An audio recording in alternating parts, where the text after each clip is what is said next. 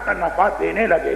لیکن یہ بات یاد رکھو کہ اصلی نماز وہی ہے, سچی نماز وہی ہے, حقیقی نماز وہی ہے کہ جن دو نمازوں کے بیچ میں کوئی گناہ نہ ہو. اسی لیے کبھی قرآن نے کہا کہ نماز کی پہچان یہ ہے کہ وہ گناہوں سے روکتی ہے, اور کبھی معصوم نے کہا کہ نماز کی مثال اس نہر کی مانند ہے کہ جو تمہارے گھر کے برابر بہ رہی ہے, اور 5 مرتبہ تم دن میں جا کے اس پہ نہاتے ہو تو میل جسم پہ کیسے جمع ہو, غلاظت جسم پہ کیسے جمع ہو. اور اسی لیے معصوم نے کہا کہ نماز کی مثال اس ہوا کی طرح سے ہے.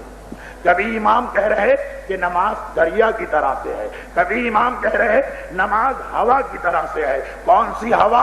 وہ تیز ہوا چلتی ہے تو درخت کے پتے ٹوٹ کے گرتے ہیں. نماز مومن پڑھتا ہے اس کے جسم سے گناہ جھڑ جھڑ کے گرنے لگتے ہیں. بس شرط یہ ہے کہ اپنی نماز کو کامل بناتا چلا جائے. اور بس جب اس نے نماز ختم کی تو نماز کے اختتام پر ہم سجدہ شکر میں جاتے ہیں اور ایک جملہ کہتے ہیں شکرن للہ. دیکھیے بڑی تاکید ہے, بڑی تاکید ہے ہمارے یہاں احادیث میں کہ نماز کے بعد 3 چیزوں کو نظر انداز نہ کرنا.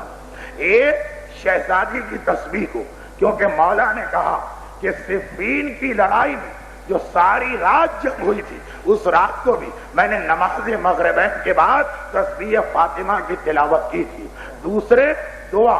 الدعا مخ العبادہ, وہ نماز قبول نہیں ہے جس کے بعد دعا نہ مانگی جائے. اور تیسرے, شکر کا سجدہ کہ پروردگار تو نے اتنی توفیق دی کہ میں نے تیری نماز ادا کی ہے. اب جو آپ شکر کا سجدہ کرتے ہیں بس یہی اولاد کی تربیت کا اہم ترین حصہ ہے. یہ جو سجدہ شکر ہے, نماز کے بیچ میں جو سجدے ہیں وہ سب تربیت اولاد ہے. لیکن نماز کے بعد جو شکرن للہ, یا اللہ ہو, یا ربا ہو, یا سیدہ ہو, شکرن للہ کہتے ہیں, وہ سب سے اہم چیز ہے قبولیت نماز کے ساتھ تربیت اولاد کے لیے. خصوصاً اپنی بیوی کو, گھر کی خواتین کو شکر کے اس سجدے کی عادت ڈالیں, کیونکہ جس نے شکر کا صحیح سجدہ کر لیا اس کا بیٹا بالکل محفوظ ہو گیا, اس کی اولاد بالکل بچ گئی. اب ان دونوں میں کیا ربط ہے؟